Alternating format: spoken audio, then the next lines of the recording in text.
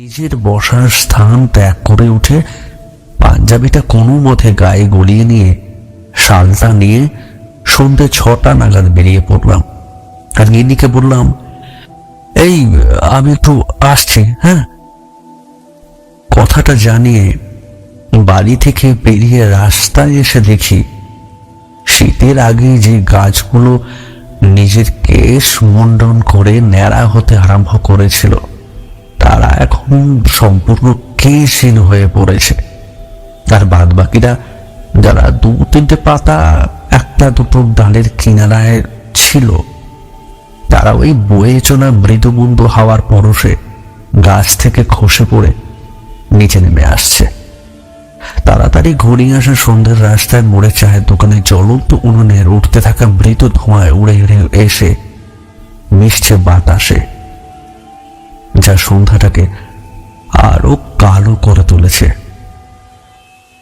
কি হে ভায়া, একা একা কোথায় চললে? হঠাৎ একটা চেনা কণ্ঠস্বর এসে কানে ঠেকলো আমার পেছন দিক থেকে। ঘাড় ঘুরিয়ে দেখি কিশোরী সেন। আরে ভায়া, তুমি যে এখানে? আমি তো তোমার কাছে যাচ্ছিলাম। আর দেখো, গতবারের মতো এবারও আমি এসে পড়েছি ঠিক সময়। হ্যাঁ, সেই তো দেখি। তবে চলো এবার যাওয়া যাক। কিশোরী ভালোভাবে জানে যে আসলে কোথায় যাওয়ার কথা আমি তাকে বলছি, তাই আর কথা না বাড়িয়ে আমরা দুজনে এগিয়ে গিয়ে উঠে পড়লাম ট্রামে।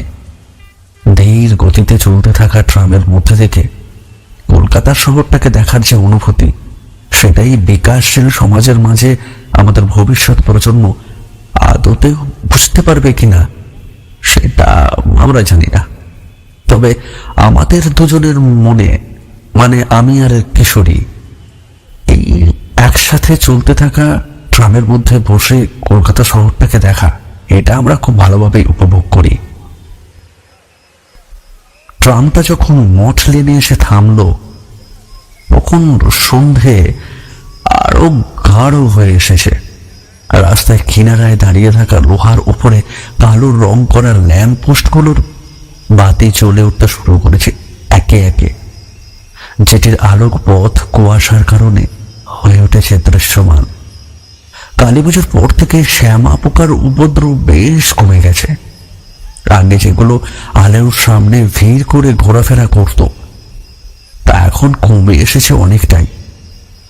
ট্রাম থেকে নেমে আমি আর কিশোরী চললাম গলির মোড়ের কোনায় বসে থাকা তেলে ভাজার দোকানে। আর সেখান থেকে তেলে ভাজার একটা পাসিং শোয়ের প্যাকেট নিয়ে ঢুকে পড়লাম মঠ লেনের সেই গলিতে, যেখানে আসার জন্য সেই কোন বিকেল থেকে আমাদের মনটা আকলি বিকলি করে চলছে অনবরত। অন্ধকার গলিটা এসে যখন আমরা দেওয়ালে বট অসত্যের চারা গজিয়ে ওঠা জীর্ণ বাড়িটার সামনে দাঁড়ালাম, তখন বাড়ির ভেতর থেকে ভেসে আসছে শঙ্খের ধ্বনি।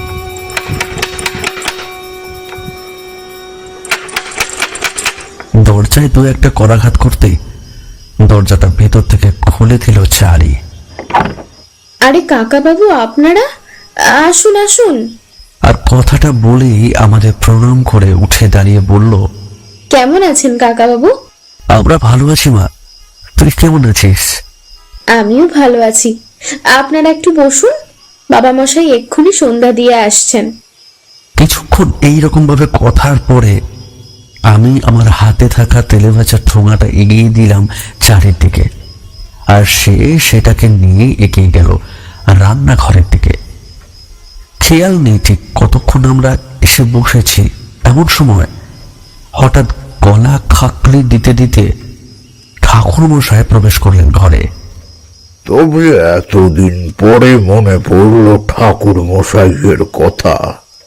কথাটা বলে নিয়ে ঠাকুরমশাই তার ঘরের বড় জানলাটার কাছে রাখা তক্তপোস্টের উপরে গিয়ে বসলেন, জানলার দিকে পিঠ করে। আগে আসলে এই কদিন অফিসের চাপ, আর তারপরে দীপাবলির জন্য একেবারে আশা হয়ে ওঠেনি, তাই আর কি। কথাটা অসম্পূর্ণ করে শেষের দিকটা থেমে গেল কিশোরী। ঠাকুরমশাই ততক্ষণে তক্তপোষের নিচ থেকে নিজের তামাকের সরঞ্জাম বের করে হুঁকো সাজার তোড়জোড় শুরু করে দিয়েছেন একে একে। ঠাকুরমশাইকে তামাক বের করতে দেখে আমাদের মনে পড়ে গেল, আমি সাথে সাথে পাসিং শোয়ের প্যাকেটটা বের করে এনে এগিয়ে দিলাম তার দিকে, আর সেটা নিয়ে বললেন, আজ বরং এটা থাক, অনেকদিন হুঁকোতে তামাক খাওয়া হয়ে ওঠেনি। আজ দুপুরের দিকে একজন ব্যবসাদার এসে তার কাজ হওয়ার কারণে কিছু একটা দক্ষিণার এই তামাক দিয়ে গেল খুশি হয়ে, বুঝলে? অনেক দিন পর এই সুযোগ এলো। আসলে আমার আর্থিক অবস্থা তো তোমরা জানোই। মধুসুন্দরী দেবীর কৃপায় খাওয়া পড়ার অভাব হয় না ঠিকই, কিন্তু শখ পূরণের আমার উপায়ই একটাই। কথাগুলো বলতে বলতে নিজের হুঁকো সাজিয়ে ফেললেন ঠাকুরমশাই, আর তারপরেই ফস করে একটা শব্দ নিয়ে ম্যাচিসের কাঠে ঠুকে সাজানো হুঁকোয় আগুন ধরিয়ে দু চোখ বুঝে তৃপ্তি ভরে একটা সুখ টান দিলেন তাতে।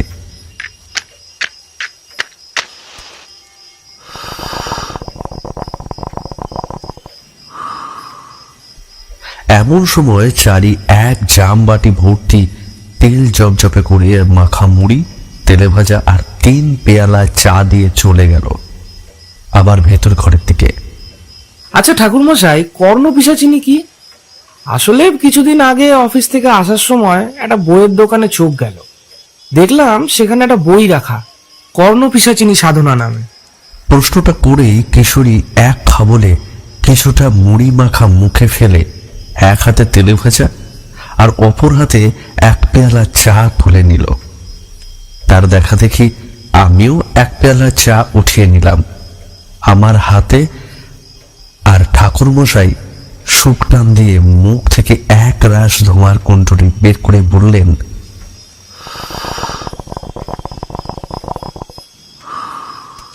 রুদ্র জামল তন্ত্র মতে কর্ণপিশাচী হলেন 64 যোগিনীর এক যোগিনী, সাক্ষাৎ শক্তির এক রূপ। আবার ভূত ডামর মতে উনি একজন মহাশক্তিধর যক্ষিণী। কর্ণপিশাচিনী হলেন পিশাচদের এক বিশেষ ভাগ। বৌদ্ধতন্ত্রেও তার উল্লেখ আছে।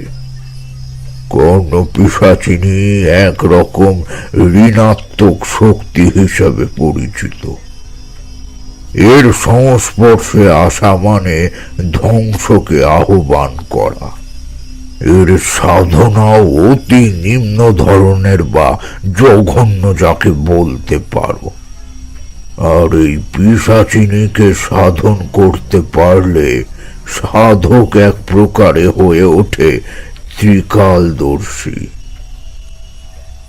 সে সাধক নিমেষেই যে কোনো ব্যক্তির ভূত, ভবিষ্যৎ ও বর্তমান বলে দিতে পারে। যে ব্যক্তি এই পিশাচিনী সাধন করে, সাধনার পরে তার কাছে কিছু শর্ত রাখে কর্ণপিশাচিনী। যে শর্ত অনুযায়ী সাধক চললে এই পিশাচিনী সাধকের কানে এসে বলে দিয়ে যায় তার যে কোনো প্রশ্নের জবাব, বা ভূত, ভবিষ্যৎ ও বর্তমান। তবে যদি সেই সাধক কখনো তার শর্তের উল্লঙ্ঘন করেছে, তবে তাকে এর মাসুল নিজের প্রাণ দিয়ে হলেও দিতে হয়। ঠাকুরমশাইয়ের কথার শেষেই একদল ঠান্ডা হাওয়া হু হু করে বয়ে এসে ঢুকলো ঠাকুরমশাইয়ের পিছনের দিকের খোলা জানলা দিয়ে। ঠাকুরমশাই একটু ইতস্তত হয়ে উঠে পিছনের দিকে ঘুরে জানলাটা 2 হাতে বন্ধ করে দিলেন, আর তারপরে আবারও নিজের গরম হুঁকোটাকে হাতে তুলে নিয়ে তাতে একটা লম্বা টান দিলেন।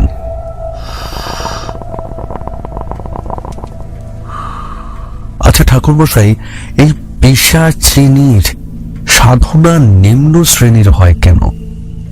জিজ্ঞাসা মাখানা এই মুখে প্রশ্নটা করে বসলাম আমি ঠাকুরমশাইকে, যেটির উত্তরে ঠাকুরমশাই বললেন, সাধারণভাবে এই সাধনা যে কেউ করতে পারে, তবে বেশিরভাগ ক্ষেত্রেই অঘরী সম্প্রদায়ের সাধুরা এই সাধনা বেশি করে। বিবাহিত ব্যক্তির এই সাধনা এড়িয়ে চলা উচিত, কারণ পিশাচিনী অন্য নারীর সাথে সম্পর্ক থাকলে সেই নারীকে বা সাধককে হত্যা করতে পারে অনায়াসে। এই সাধনা করার কথা বা কর্ণ পিশাচিনী আগমনের সংবাদ গুপ্ত রাখতে হয়। কেউ যেন জানতে না পারে এই সাধনার ব্যাপারে। এই সাধনা করার সময় বর্জ্য পদার্থ ভক্ষণ করাই রীতি, অর্থাৎ নিজের মল ও মূত্র ভক্ষণ করতে হয়। একটি তেল বা ঘিয়ের প্রদীপ জ্বালিয়ে মন্ত্র সাধনা করতে হয়, আর সাধনার সময় হাতের আঙুলগুলি তেলে চুবিয়ে রাখতে হয়। মন্ত্র উচ্চারণ করতে করতে এক সময় উলঙ্গ পিশাচিনী এসে হাজির হয় সাধকের সামনে এবং যৌন সম্পর্ক স্থাপনে আগ্রহী হয়ে যৌন সংযোগের জন্য উলঙ্গ পিশাচিনী জড়াজড়ি করতে থাকে সাধককে, যার ফলে সে সাধক যৌন কামনা বশীভূত করে ফেলে অনায়াসে এবং এক পর্যায়ে সাধক পিশাচিনীর সাথে সম্পূর্ণরূপে যৌন ক্রিয়াতে নিমগ্ন হয়ে পড়ে। এই সময় সাধকের যদি বীর্যপাত ঘটে তবে মৃত্যু নিশ্চিত। বীর্যপাত ঘটলে পিশাচিনী তার নিজের মাথা কেটে ফেলে এবং এমন সব দৃশ্য দেখাতে শুরু করে, তখন সাধক আত্মহননের পথ বেছে নিতে বাধ্য হয়। আর যদি সিদ্ধি হয় তবে প্রতি রাত্রিতে ওই রীতিক্রিয়া চলবে, যদিও পিশাচিনীকে স্পর্শ করা নিষিদ্ধ। পিশাচিনী অন্য কোনো নারীর সাথে সম্পর্ক স্থাপন করতে দেবে না, করলে তাকে বা সাধককে মেরে দিতে পারে। আচ্ছা ঠাকুরমশাই, আপনি কি কখনো এমন কিছুর সম্মুখীন হয়েছেন, মানে এমন কারোর সম্মুখীন হয়েছেন যেখানে কর্ণ পিশাচিনীর সাধনায় সিদ্ধ আর সেই কারণেই বিপাকে পড়েছে? তা একবার সম্মুখীন হয়েছিলাম ঠিক এমন একজনের। দাঁড়াও, তবে আজ এই ঘটনাটাই বলি তোমাদের। কথাটা বলে নিয়ে তিনি নিজের হুঁকোটা নামিয়ে রাখলেন নিচে, আর এক পেলা চা তুলে নিয়ে তাতে একটা চুমুক দিয়ে বলা শুরু করলেন। সেবার পলাশপুরের জমিদার বাড়ির ঘটনার পরে দুপুরের আহার সেখানে সেরে বিকেল বিকেল সেখান থেকে বেরিয়ে এসে ট্রেনে চাপলাম। গন্তব্য অজানা। ইচ্ছা ছিল ট্রেন যেদিকে যাবে সেদিকেই চলে যাব। যেহেতু মন্দির সব স্থানেই থাকে, কাজেই যেখানেই যাও না কেন খুব বেশি একটা অসুবিধা হবে না, কারণ সেই সময় সাধু সন্ন্যাসীদের সম্মানের চোখে দেখা হতো সব স্থানে। যথা সময়ে ট্রেন চলতে আরম্ভ করলো নিজের ঘর ঘর শব্দ তুলে। আমি বসেছি জানলার ধারের দিকে, যেহেতু সেখান থেকে বাইরের চলমান দৃশ্য দেখতে আমার বেশ ভালো লাগে। জানলা দিয়ে বাইরের দিকে তাকিয়েছিলাম, এমন সময় দেখি আমার সামনের দিকে বসে আছে ধুতি ও পাঞ্জাবি পরিহিত এক বছর 30 কি ওই 35-এর ব্যক্তি। তার চোখে সোনার ফ্রেমের চশমা, পায়ে নাগরাই জুতো। আমি যেমনটি তোমাদের আগেই বলেছি, মধুসুন্দরী দেবীর কৃপায় আমি কারো অমঙ্গল হলে বা হতে চললে তা দেখতে পাই আগে থেকেই। কাজেই আমি তার দিকে তাকিয়েও দেখতে পেলাম তার সমগ্র দিকে ছড়িয়ে আছে অমঙ্গলের এক ঘন কালো ছায়া, যা ক্ষণে ক্ষণে গ্রাস করেছে লোকটিকে। চেহারায় লোকটির আভিজাত্যের ছাপ থাকলেও তার মুখে মলিনতা ফুটে উঠেছে স্পষ্ট, আর এটার কারণ ওই ঘন কালো ছায়া বলেই মনে হলো আমার। লোকটির সমগ্র মুখে নেমে আছে ক্লান্তি আর শোকের ছায়া, যেন তার মুখের উজ্জ্বলতা কেউ কেড়ে নিয়েছে নিমেষেই। ভাবলাম তাকে জিজ্ঞেস করি, কিন্তু এইভাবে অজানা কাউকে তার জীবনের ব্যাপারে কিছু জিজ্ঞেস করা ঠিক হবে না ভেবে আর কিছু বলার সাহস পেলাম না। দেখতে দেখতে পলাশপুর ছাড়িয়ে এসে আমাদের ট্রেন দাঁড়ালো একটা অন্য স্টেশনে। নামটা ঠিক দেখা যাচ্ছে না স্টেশনে গাড়িটা দাঁড়িয়েছে কিছুক্ষণ। এর মধ্যে লোকটি নিজ হতেই বলে উঠল, আপনি আপনি কি সাধু না সন্ন্যাসী? আগে আমাকে বলছেন? হ্যাঁ, আসলে আপনার পরিধান দেখে মনে হলো, তাই আর কি। আগে তা পুরোপুরি নয়, তবে সাধু সঙ্গ করতে ভালোবাসি, সেই কারণেই আর কি। আচ্ছা, আপনার নাম কি? আমি তারানাথ চক্রবর্তী।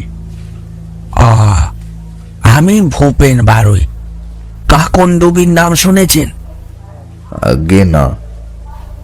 এই স্টেশনের আর 8টা স্টেশন পরে পড়বে কাকনদুবি। আমার বাড়ি সেখানে। আমি সেখানে আলুর আড়তদার, ছোট একটা আলু কেনা বেচার ব্যবসা চালাই। আচ্ছা, বুঝলাম। আচ্ছা, একটা কথা কি জিজ্ঞেস করতে পারি, যদি কিছু মনে না করেন তবে? হ্যাঁ, বলুন না, কি জানতে চান বলুন। আপনি কি কোনো ধরনের কোনো মনোকষ্টে বা কোনো অসুবিধায় আছেন? না, যদি ব্যাপারটা খুব নিজস্ব হয় তবে না বললেই পারেন, যদি বলার মতো হয় তবে বলুন। আসলে বাড়িতে একটা ব্যাপার অনবরত ঘটে চলেছে, আর সেটা কোনো ছোট ব্যাপার নয়।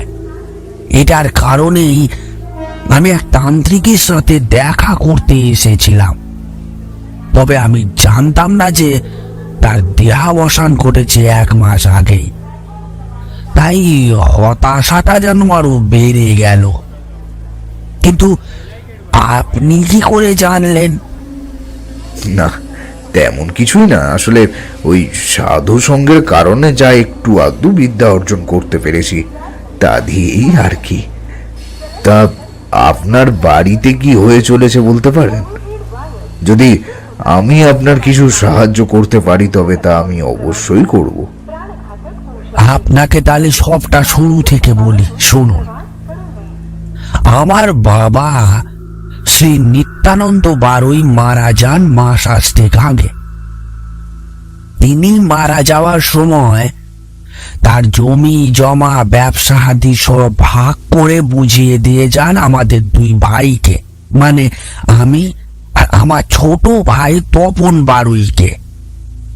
ধীরে ধীরে আমি আমার ব্যবসার হাল সামলে উঠি, আর তা চলতেও থাকে রমরমিয়ে।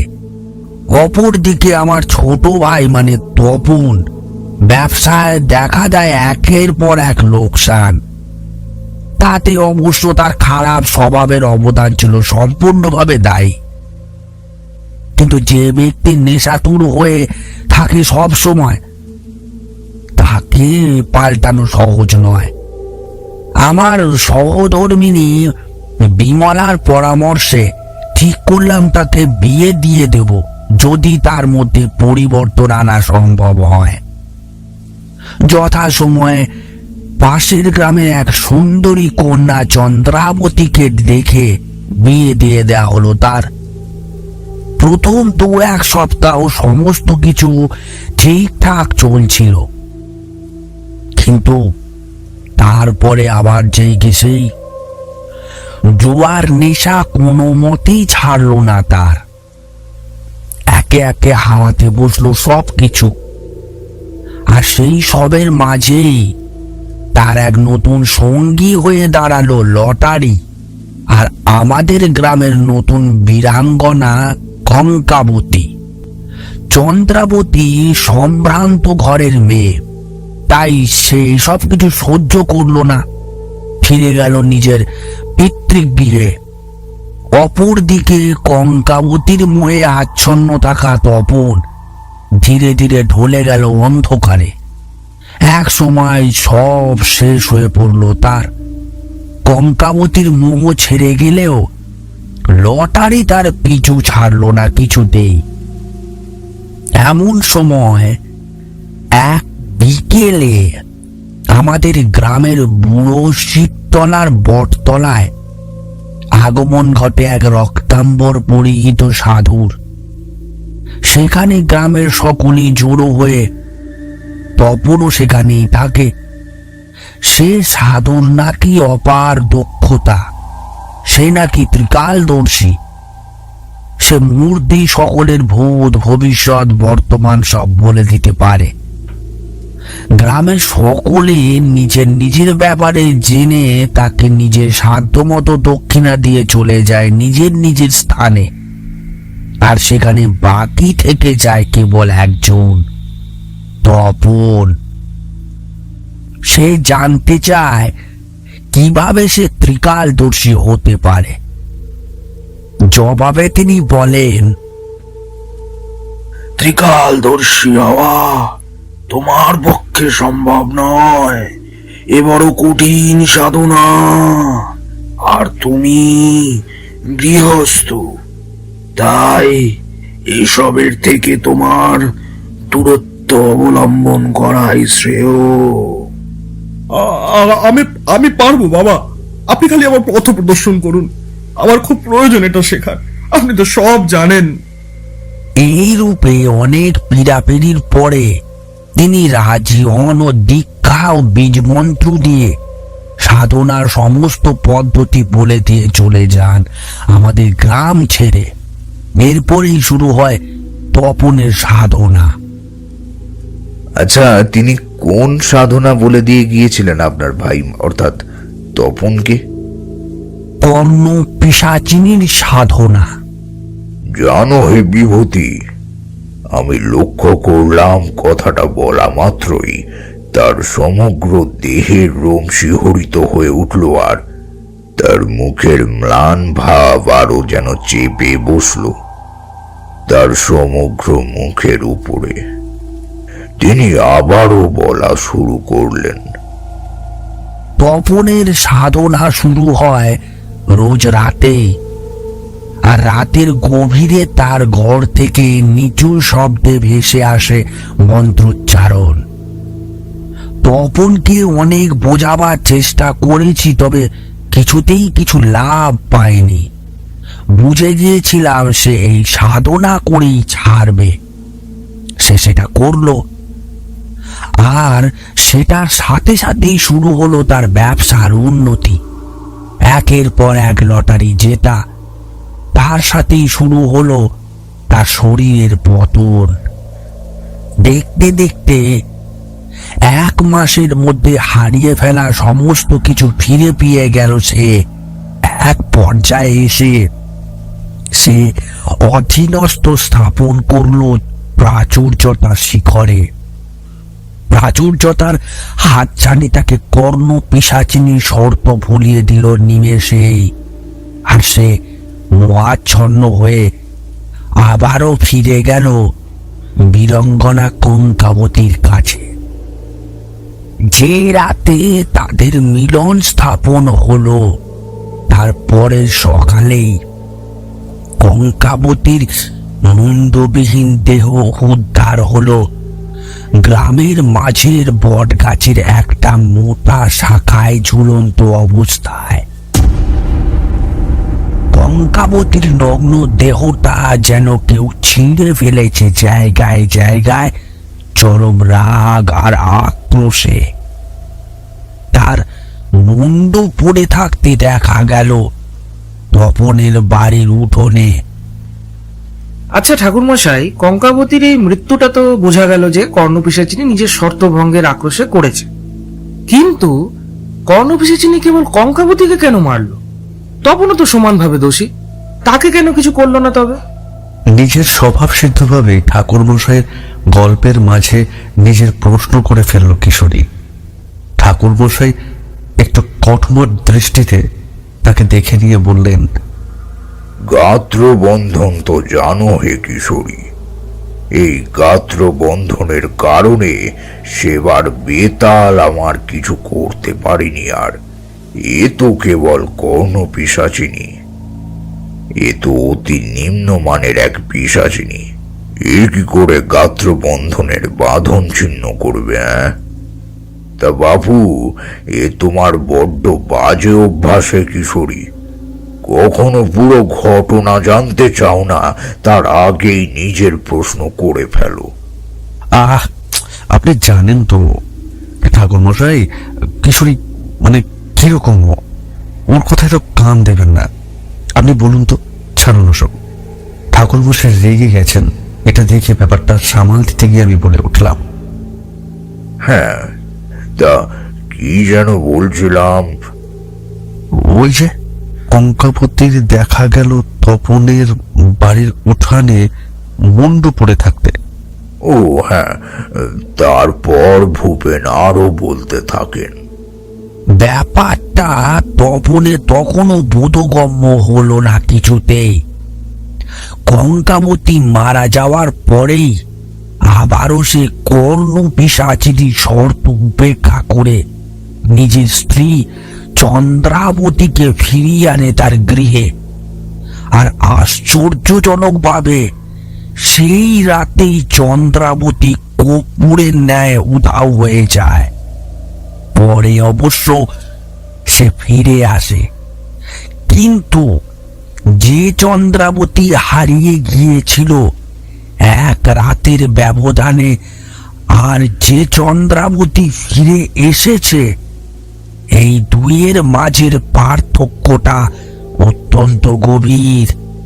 ফিরে আসা চন্দ্রাবতীর ব্যবহার ক্রমশ খারাপ থেকে খারাপের দিকে বেড়ে চলল। তার মস্তিষ্কে যেন বিকৃতি ঘটেছে এক রাতেই। জানেন, একবার আমি কিছু কাজে তপনের সাথে কথা বলতে তার বাড়ি যাই। আমি সেখানে গিয়ে দেখি, তার যেটা দেখেছিলাম সেই মুহূর্তে আমার একটি রোম শিহরিত করে দিয়েছিল। আমি দেখলাম চন্দ্রাবতী আপন মনে তার ঘরের ছাদের পাটাতনের সাথে ঝুলে আছে, ঠিক কোনো সরীসৃপের ন্যায়। তার উন্মুক্ত কেশরাশি ঝুলছে নিচের দিকে, সমগ্র চোখ মুখ কালো হয়ে গেছে, দুই চোখের মনি হয়ে উঠেছে সম্পূর্ণ কুচকুচে কালো, কষ বেয়ে অনায়াসে গড়িয়ে পড়ছে কালো রক্ত ধারা। আর সে আপন মনে বলে চলেছে, কেন কেন এলি? হ্যাঁ, কেন এলি? তোকে আমি বাঁচতে দেব না, তিলে তিলে শেষ করব তোকে। শুরুতে মনে হয়েছিল তার মস্তিষ্কে হয়তো কোনো গভীর আঘাত লেগেছে, যার ফলে এটা হয়েছে। গ্রামের বদ্যি থেকে শুরু করে শহরের কতই ডাক্তার না দেখালাম, জানেন, কিন্তু কিছুতেই কিছু হলো না। নিজের স্ত্রীর এইরূপ হাল দেখে তড়িতের ন্যায় সম্পূর্ণ ব্যাপারটা এবার খেলে যায় তপনের মস্তিষ্কে অনায়াসে, আর সে নিজের ভুল বুঝে ওঠে, ডুকরে কেঁদে ওঠে। ভাইয়ের শত ভুল হলেও আমি ওর এক মায়ের পেটে দাদা হয়ে কিভাবে ওকে এই হালে ছেড়ে দিই একা, বলুন দেখি।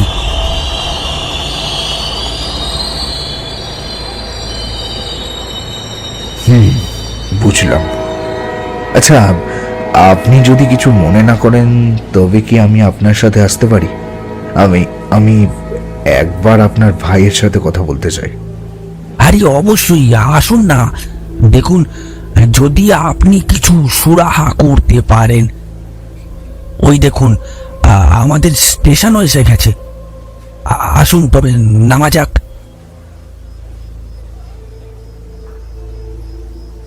এই রূপ কথোপকথনের পরে আমরা নেমে পড়ি ট্রেন থেকে। ট্রেন থেকে যখন আমরা নামি তখন বিকেল গড়িয়ে সন্ধে নেমেছে। আকাশের এক রাস তারার মাঝে এক ফালি চাঁদ বেঁকে বসেছে নিজের ইচ্ছা মতো। চারিদিকে ঝিঝি পোকা ও পেঁচার আওয়াজ নিজেদের সম্মোহনী শক্তিতে ঘিরে রেখেছে সমগ্র পরিবেশটাকে। তখনকার দিনে এমন গ্রামে গঞ্জে সন্ধ্যা নামার সাথে সাথে চারিদিক নিশুতি হয়ে পড়তো, আর সেখানে শোনা যেত শুধুই বন্য পশু কিংবা রাত জাগা পাখিদের কলরব। ভূপেন বাবু এই গাঁয়েরই মানুষ, কাজেই পথ চিনতে ওনার অসুবিধে কোনো মতেই হচ্ছে না। তিনি ক্রমাগত জোর পায়ে এগিয়ে চলেছেন আমার সামনে সামনে, আর আমি পিছু পিছু হেঁটে চলেছি তাকে অনুসরণ করে একটা ছোট্ট দিঘির পাড়ের সংকীর্ণ পথ ধরে। সরু আর প্রায় পিচ্ছিল পথটি দুই দিক দিয়ে বাঁধানো হয়েছে চেরাই করা বাঁশ দিয়ে, যাতে কেউ দিঘিতে পড়ে না যায়। চন্দ্রোজ্জ্বল রাতের মায়ায় মাছের খাবির কারণে মাঝে মাঝে নড়ে নড়ে শব্দ করে ওঠা দিঘির জল যেন আয়না হয়ে উঠেছে, যাতে চাঁদ নিজের সুন্দর ও উজ্জ্বল মুখটা দেখে চলেছে অনবরত অপলক দৃষ্টিতে। যেদিকে সংকীর্ণ রাস্তাটির এক পাশে রয়েছে এমন সুন্দর একটি দিঘি, সেটির ঠিক উপর প্রান্তে রয়েছে এক ঘন কালো জঙ্গল, যা এতটাই গভীর যে তার মধ্যে চাঁদের আলো পৌঁছাবার দুঃসাহস দেখাচ্ছে না কোনো মতেই। দিঘির দিক থেকে নজর ঘুরিয়ে আমার নজর যেই জঙ্গলের দিকে গেল, তৎক্ষণাৎ আমার সমগ্র শরীরে একটা অজানা বিদ্যুৎ খেলে গেল আমার অজান্তেই।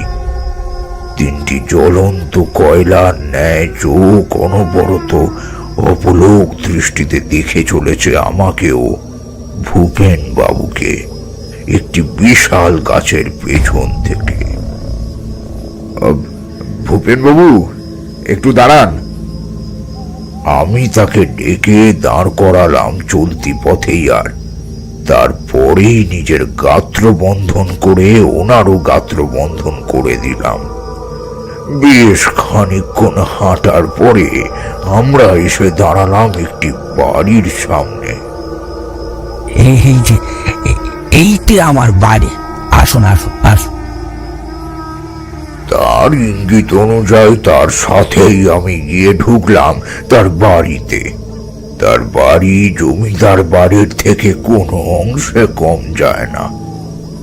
বিশাল উঠান, উঠানের মাঝে বসবার জন্য চৌরঙ্গি পাতা আছে, তার উপরে লাগানো হয়েছে পশমের গদি। উঠানের এক পাশে ঠাকুর দালান। বুঝলাম সেখানেই আরাধনা হয় তাদের দেব বা দেবীর। কোন দেব দেবীর আরাধনা হয় ওখানে? ঠাকুর দালানের দিকে আঙুল দেখিয়ে প্রশ্নটা করলাম আমি। তিনি উত্তরে বললেন, আমাদের কুলদেবী মা দক্ষিণা কালীর। কথা বলে নিয়ে আমরা দুজনে গিয়ে উঠানের এক কোণে রাখা জল থেকে নিজেদের হাত মুখ ধুয়ে এসে বসলাম চৌরঙ্গির উপরে। কিছুক্ষণ পর একজন মহিলা ঘোমটা টেনে 2 গ্লাস জল ও মিষ্টি নিয়ে এলেন আমাদের কাছে। এই নিন, এই একটু জল নিন। আর এই হলো আমার স্ত্রী বিমলা। কথাটি বলতে বলতে তিনি নিজে আমাকে জল ও মিষ্টি এগিয়ে দিলেন। যাওয়ার পথে তার স্ত্রী আমাকে প্রণাম করে চলে গেলেন ঘরের ভিতরের দিকে।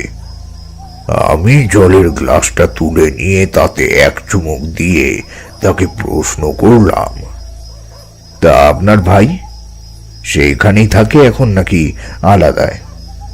না মানে এমন পরিস্থিতিতে বেশিরভাগ মানুষই নিজের পরিজনদের কাছে থাকাটাই নিরাপদ মনে করেন আর কি।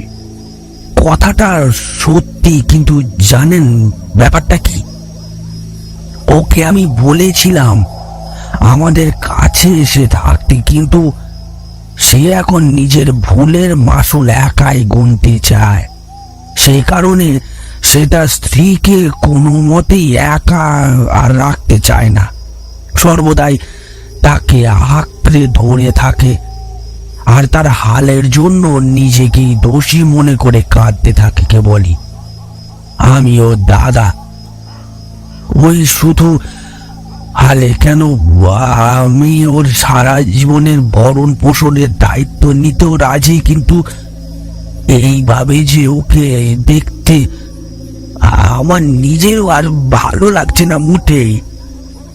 উঠানের লাগোয়া বারান্দার ঘুরঘুরির মাঝে বসে থাকা পায়রাদের অনবরত ঘুটুর ঘুটুর ও ডানা ঝাপটানোর শব্দের মাঝে এইভাবেই আমাদের কথা চলছিল। এমন সময় একটি লোক ঘুমার্ত অবস্থায় দৌড়ে দৌড়ে এসে দাঁড়ালো আমাদের সামনে। তার কথায় বুঝলাম যে ইনি তবে ভূপেন বাবুর ছোট ভাই তপন। মাথায় একরাশ উস্কো খুস্কো চুল, সারা গায়ে ময়লা, কাদামাটির একটা মোটা আস্তরণ তার পরনের সাদা পাঞ্জাবিটাকে হলুদ করে তুলেছে। 2 চোখ ভিজে আছে অশ্রুতে, মুখের উজ্জ্বলতা যেন কেউ গিলে খেয়ে ফেলে তার সমগ্র শরীর কালো বর্ণে রাঙিয়ে দিয়ে গেছে। জানো কি হে বিভূতি, মানুষ হচ্ছে এমন এক জীব যার দৈহিক গড়ন বা রং সমস্ত কিছুই নির্ভর করে তার কৃতকর্মের উপরে, অর্থাৎ ব্যক্তির যেমন কর্ম হবে তেমনই হবে তার দৈহিক গড়ন, রূপ ও রং। এক্ষেত্রে যেহেতু ভূপেন বাবুর ভাই ছিল এক পিশাচিনীর আয়ত্তে, তাই সেই কারণেই তার রূপ ও রং বদলে কলুষিত হয়ে উঠেছিল। হয়তো ঠিক এই কারণেই মানুষের চেহারাকে তার আয়না বলা হয়। সে সন্ধ্যায় আমি আবারও একটা গাঢ় অন্ধকার দেখেছিলাম, যা সম্পূর্ণভাবে গিলে রেখেছিল ভূপেন বাবুর ভাইকে, আর ওই অন্ধকার ছিল ভূপেন বাবুর চারপাশে দেখা ওই অন্ধকারের থেকেও আরো আরো বেশি গাঢ়, যার মাঝে সম্পূর্ণভাবে নিমজ্জিত হয়েছিল তার ভাই তপন।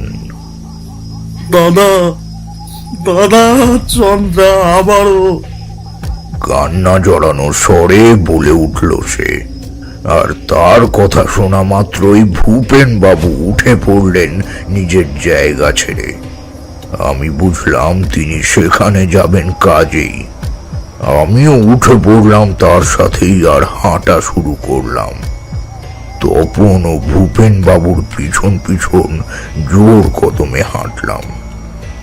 ভূপেন বাবুর বাড়ি থেকে তার ভাইয়ের বাড়ি বেশি দূর নয়, কাজেই খুব শীঘ্রই পৌঁছে গেলাম সেখানে আমরা। সম্পূর্ণ অন্ধকারাচ্ছন্ন বাড়িটার সদর দরজায় বুঝলে বড় তালা আর বাড়িটির ভিতর থেকে ভেসে আসছে কর্ণবিদারক এক মহিলা কণ্ঠস্বর।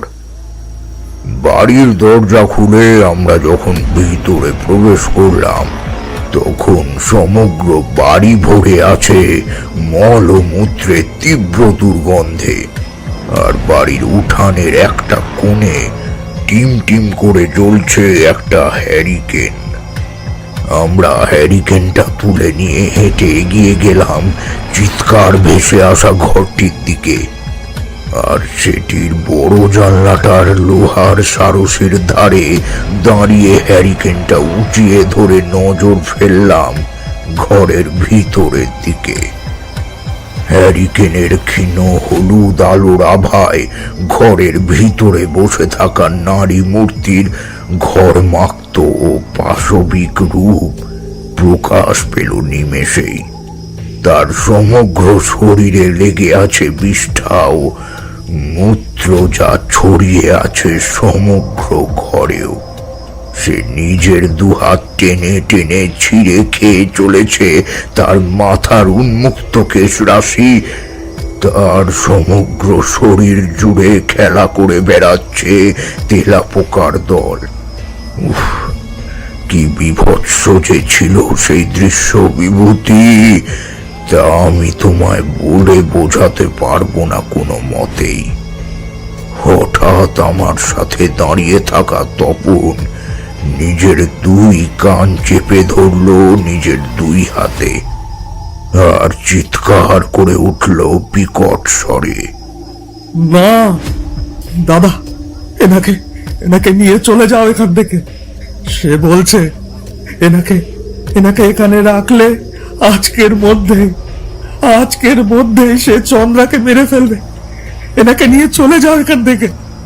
সে সময় আমি তার কথা শোনা মাত্রই নিজের ডান হাতের বুড়ো আঙুল এগিয়ে নিয়ে চেপে ধরলাম তার কপালের মাঝে, আর তার সাথেই উচ্চ স্বরে পড়তে লাগলাম গায়ত্রী মন্ত্র, যার প্রভাবে কিছুক্ষণের ব্যবধানেই একটা তুমুল হাওয়ার দাপটের সাথে সমস্তটা থেমে গেল। শান্ত হয়ে গেল তপন ও ঘরের ভিতরে থাকা চন্দ্রাবতী নিজের জ্ঞান হারিয়ে লুটিয়ে পড়ল মেঝেতেই। সে রাতে আমার নির্দেশে তপন চন্দ্রাবতীকে সাথে করে চলে এলো তার দাদার বাড়িতে। রাতের খাওয়া সেরে আমরা, অর্থাৎ আমি, ভূপেন বাবু আর তার ভাই বসলাম একসাথে, আর চন্দ্রাবতীকে বেঁধে রাখা হলো এক ঘরের মধ্যে।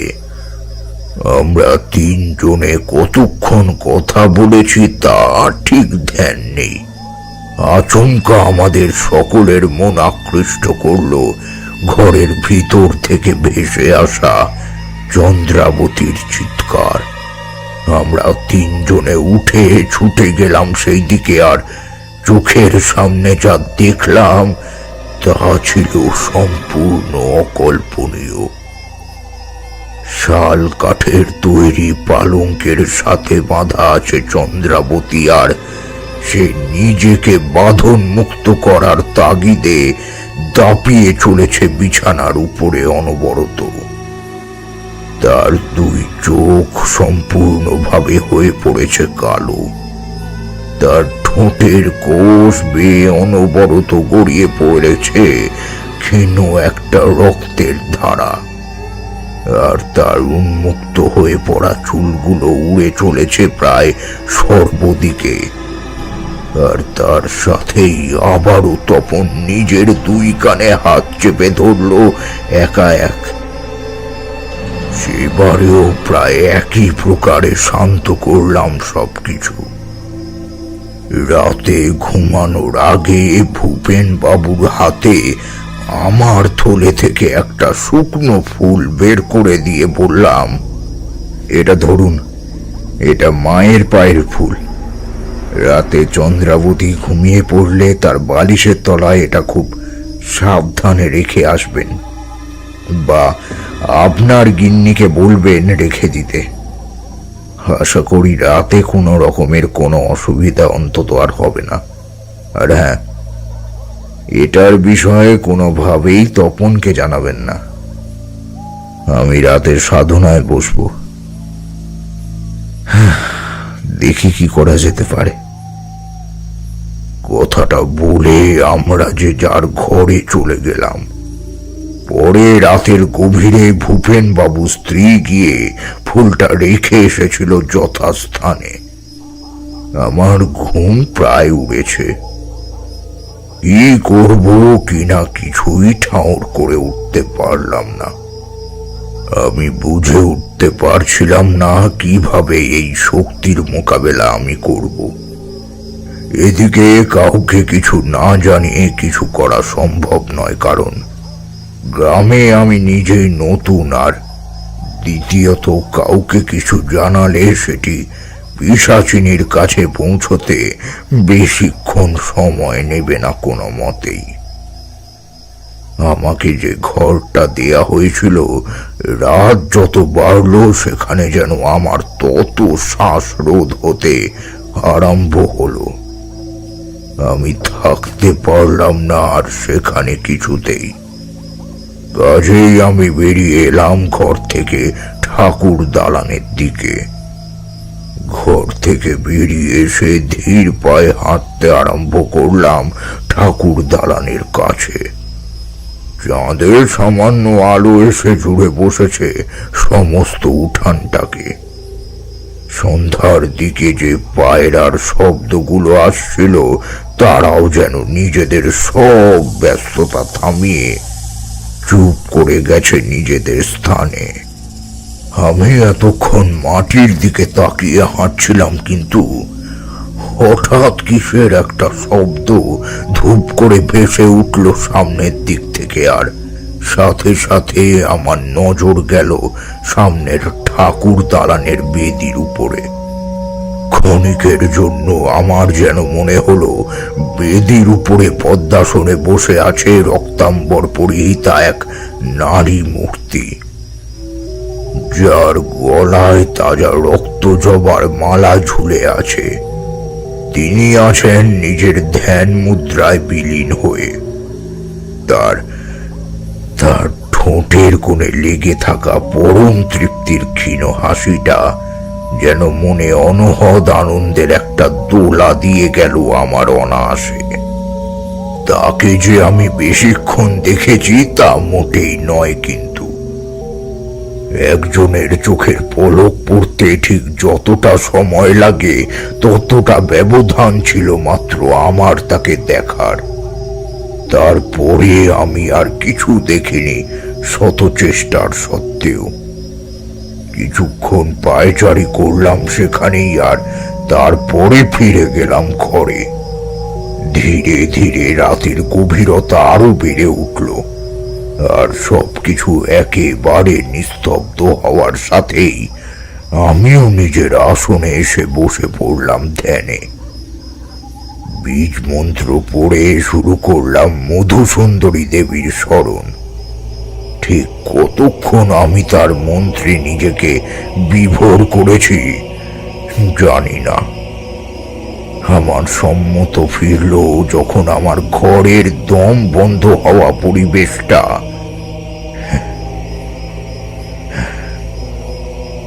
ধীরে ধীরে ভরে উঠল কস্তুরের মাতাল করা গন্ধে, আর কানে ভেসে এলো নুপুরের ঋণী ঝিনি শব্দ।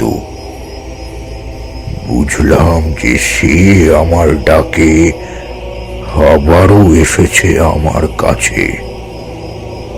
সহসা তার মধুর কণ্ঠস্বর আমার কানে মিছরির ন্যায় খুলে গেল। তারানাথ, যে বিষয়ে তোমার ধারণা সীমিত, সে বিষয়ে তুমি তার উপরে ছেড়ে দিয়ে নিশ্চিন্ত কেন হয়ে পড়ছো না?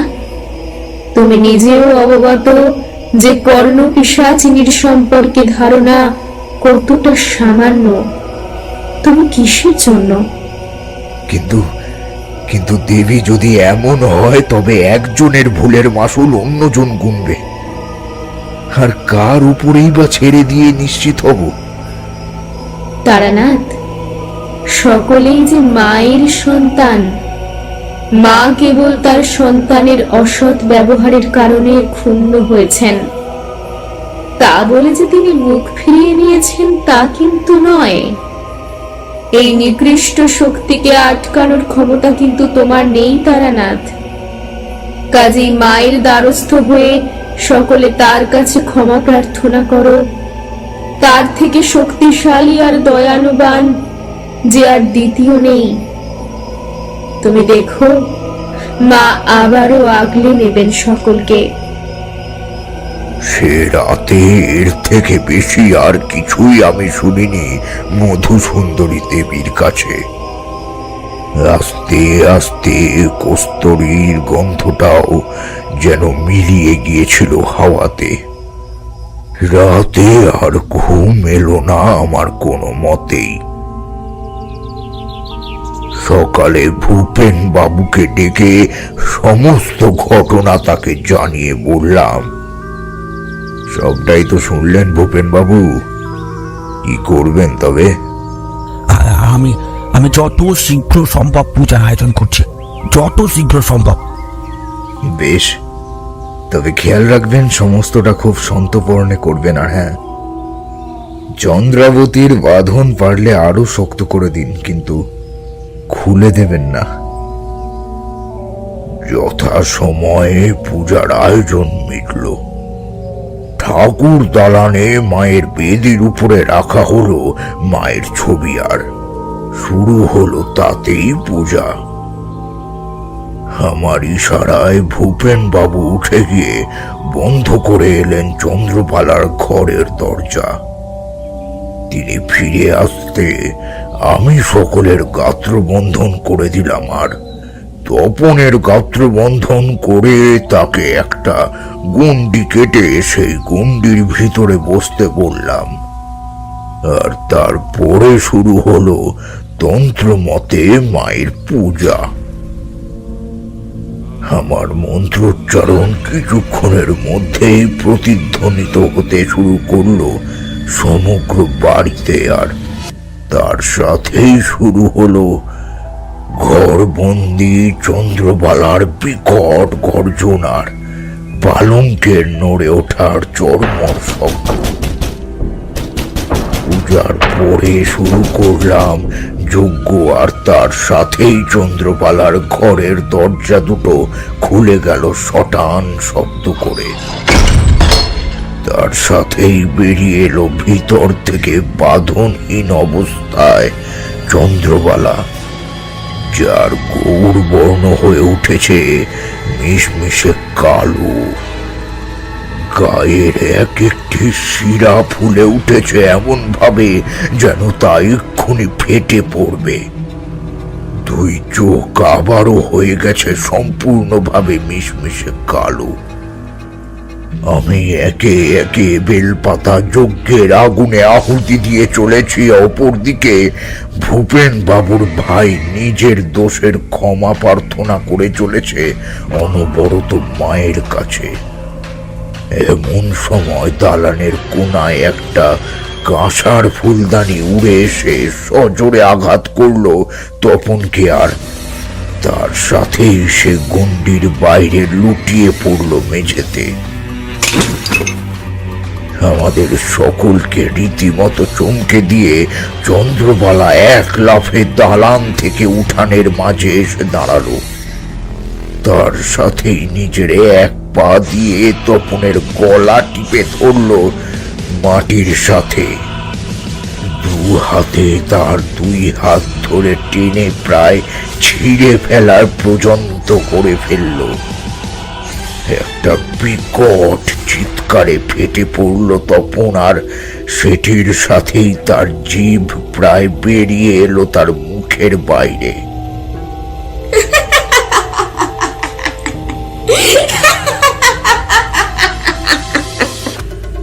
অট্ট হাস্যে ফেটে পড়ল চন্দ্রবালা।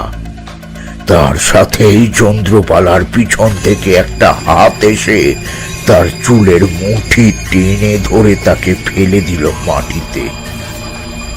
চন্দ্রবালা মাটিতে পড়ে যেতেই আমাদের সকলের নজর গেল তার পিছনের দিকে, আর সেখানে রক্তবর্ণ চোখে দাঁড়িয়েছিল আর কেউ নয়, ভূপেন বাবুর সহধর্মিণী বিমলা। সে যেন নিজের মধ্যে ছিল না কোনোভাবেই। তার মুখ আমি এই প্রথম দেখলাম। তার লাবণ্যময় মুখের উপরে প্রচন্ড রাগের ছাপ ফুটে উঠেছে স্পষ্টভাবে। সে যেন আর কোনোভাবেই নিজের মধ্যে নেই, তার মধ্যে বিরাজ করছেন তখন মা স্বয়ং। সমগ্র পরিবেশ যেন নিমেষে বদলে গেল।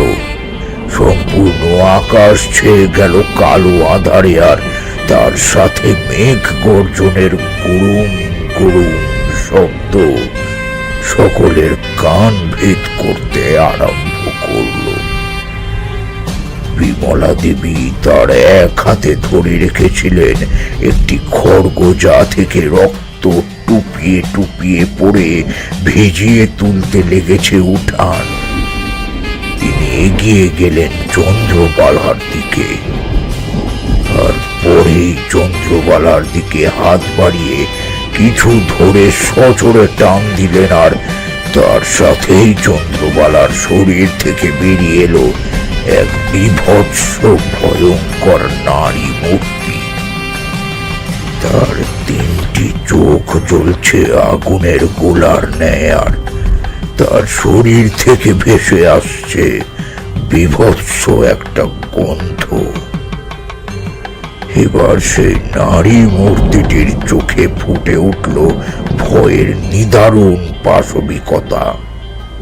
তার সাথেই তাকে মাটিতে আছড়ে ফেলে তার দুহাত নিজের এক হাতে প্রবল জোরে চেপে ধরলেন বিমলা, ও তৎক্ষণাৎ নিজের অপর হাতে ধরে থাকা খড়গ দিয়ে করে ফেললেন তার শিরচ্ছেদ। মেঘ আরো ঘন হয়ে এলো, তার সাথেই শুরু হলো প্রবল বৃষ্টি। আচমকা একটা মেঘ বিশাল গর্জে উঠে বিদ্যুৎ নিক্ষেপ করলো উঠানের মাঝে পড়ে থাকা পিশাচিনীর শরীরের উপরে, আর তা ভস্মীভূত করে ফেললো এক পলকেই। উঠানের মাঝে নিজের জ্ঞান হারালেন বিমলা দেবী। পূজার শেষে আমি ও ভূপেন বাবু মিলে তিনজনকে তুলে আনলাম ঘরের ভিতরে। পরে সকলের জ্ঞান ফিরে এলে ভূপেন বাবু বুদ্ধি ডেকে এনে তাদের উপাচার করান, এবং আমি বেরিয়ে পড়ি আবারও আমার অজানা গন্তব্যের দিকে। আমি চলে আসার সময় আমাকে অবশ্য অনেক করে তারা থেকে যেতে বলেছিলেন, কিন্তু জানোই তো, সন্ন্যাসী মানুষের পক্ষে বেশি দিন গৃহস্থের মাঝে থাকা মানে সন্ন্যাসের পথে বাধা। কাজেই আমি আবার রওনা হয়ে পড়ি সেখান থেকে। ঠাকুরমশাই নিজের গল্প শেষ করলেন। আমি আর কিশোরী এতক্ষণে হতবাক দৃষ্টিতে তাকিয়েছিলাম, আর কোনো টু শব্দ ঠিক করছিল না আমাদের। কিশোরী এতক্ষণে আবার নিজের মুখ খুলল। আচ্ছা, আপনি কর্ণপিশাচিনী সাধনা করেননি কেন? করিনি, কারণ আমি সর্বদা উচ্চ মার্গের সাধক হতে চেয়েছিলাম, আর এই সাধনা অতি নিম্ন শ্রেণীর এক সাধনা, যেটি সাধন করলে দেব দর্শন আমার জীবনে আর সম্ভব হতো না কোনোভাবেই। কথাটা বলেই যেন তারানাথ হারিয়ে গেলেন অন্য এক ভাবনায়। আমরা তাকে আর জ্বালাতন করা ঠিক বুঝলাম না, কাজেই ঘড়ির দিকে তাকিয়ে নিয়ে তাকে প্রণাম করে বেরিয়ে এলাম তার বাড়ি থেকে। রাস্তায় আলো মাঝে মাঝে জ্বলে নিভে ক্ষীণ শব্দ করছে। কিশোরী নিজের এক হাত তুলে দিল অনায়াসে আর বলল, বুঝলে ভায়া, আমি ভেবেছিলাম বইটা কিনে এই সাধনা করে দেখব আর তারপরে আমাদের গপ্প বুড়োকে চমকে দেব, কিন্তু না, এসব শোনার পরে আর সাহস হচ্ছে না। ভয় কি ভায়া, তারা না চাচে তো উদ্ধার হয়ে যাবে। ভায়া, তোমার আদতেও এইসব গাঁজাখুরি গল্পে বিশ্বাস হয়? কি জানি, বলতে পারবো না। মাঝে মাঝে এমন এমন সব ভেলকি দেখান ঠাকুরমশাই যে বিশ্বাস না করে পারি না। আবার এইসব কাহিনী শুনতে শুনতে ভালো লাগে, কিন্তু বিশ্বাস হয় না। যাকে আমাদের ছুটির দিনগুলো ভালো করে কাটলেই হলো। চলুন কিশোরী, তাড়াতাড়ি পা চালানো যাক।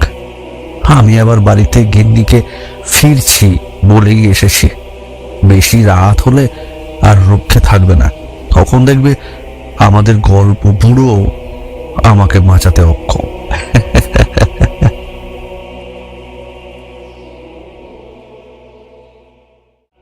আজকের এই কাহিনীতে সূত্রধারের ভূমিকায় ছিলাম আমি, সঞ্চারী ভট্টাচার্য।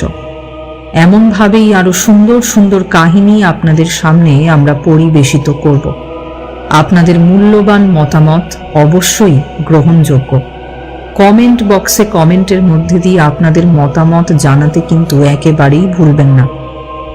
যারা যারা আপনাদের লেখা আমাদেরকে পাঠাতে চান তারা নিচে দেওয়া হোয়াটসঅ্যাপ নাম্বারে ওয়ার্ড ফাইলটি পাঠিয়ে দিতে পারেন। শব্দ সংখ্যা 5000 থেকে 5500-এর মধ্যেই রাখবেন। যে কোনো রকমের ফ্যানফিকশন, বিশেষ করে তারানাথ তান্ত্রিকের ফ্যানফিকশনের ওপরেই আমরা এখন বেশি গুরুত্ব আরোপ করেছি। এছাড়াও যদি গ্রাম বাংলার ভৌতিক কাহিনী পাঠাতে পারেন তাহলেও সেটি গ্রহণযোগ্য বলে বিবেচিত হবে। কাহিনী চয়ন একান্তই আমাদের ব্যক্তিগতভাবে নির্ধারিত হয়। কাহিনী চয়ন সম্পূর্ণ হলে আপনারা আমাদেরকে একবার যদি পিং করেন তাহলে আমরাও হোয়াটসঅ্যাপের মাধ্যমে আপনাদের সাথে যোগাযোগ করব। এছাড়াও যদি কোনো কাহিনী আমাদের পছন্দ হয়ে থাকে তাহলে আমরা সরাসরি হোয়াটসঅ্যাপ বা ফোনের মাধ্যমে আপনাদেরকে জানিয়ে দেব। নির্বাচিত কাহিনী আমাদের চ্যানেলটিতে পরিবেশিত হবে। এখনো পর্যন্ত যারা সাম্ভাবিকে সাবস্ক্রাইব করে উঠতে পারেননি তারা আমাদের সাবস্ক্রিপশন বাটনের পাশে থাকা বেল আইকনটিকে প্রেস করে আমাদের চ্যানেলটিকে সাবস্ক্রাইব করতে কিন্তু একেবারেই ভুলবেন না। তাহলে মন দিয়ে শুনতে থাকুন আপনাদের পছন্দের সাম্ভাবী প্রোডাকশনস, যেখানে গল্প কথা বলে।